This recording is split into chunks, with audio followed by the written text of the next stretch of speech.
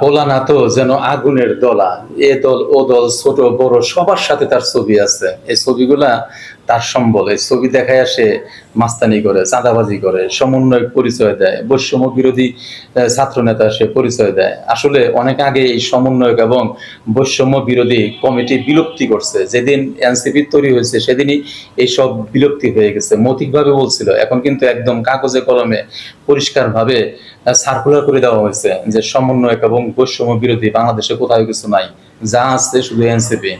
যদি এরপরে সমন্বয়ক এবং বৈষম্য বিরোধী এই পরিচয় দিয়ে কোথাও চাঁদাবাজি করতে চায় তাহলে ধরবেন, ধইরা গুড়া করবেন, তারপরে পুলিশ দিবেন। সার্জিস পরিষ্কার ভাষায় বলে দিচ্ছে, যারাই করবে এই কাজ তাদেরকে ধরে পুলিশে দাও। এই একটা দল অন্তত এনসিপির পরিচয় দিয়ে কেউ যেন চাঁদাবাজি করতে না যায়। তাদেরকে যদি এনসিপির পরিচয় দিয়ে কেউ চাঁদাবাজি করতে যায় তাদের অবস্থায় একই হবে। একদম ধরবেন, পিষবেন, ফিসা তারপরে দিবেন ইয়েতে, আদালতে। আদালতে ওদেরকে ছাড়াইতে কেউ যাবে না। যেমন এই বিএনপির যদি কেউ চাঁদাবাজি করে যায় তাদেরকে কিন্তু ছাড়াই নিয়ে আসে, এদেরকে ছাড়াইতে কেউ যাবে না। আদালতে যাওয়ার পরে যে ঘটনা ঘটছিল না, এই কিল ঘুষি থুতু মারা, তাই করবেন। এবং তার পক্ষে যেন কোনো উকিল না দাঁড়ায়, যাবজ্জীবন যেন জেল হয়।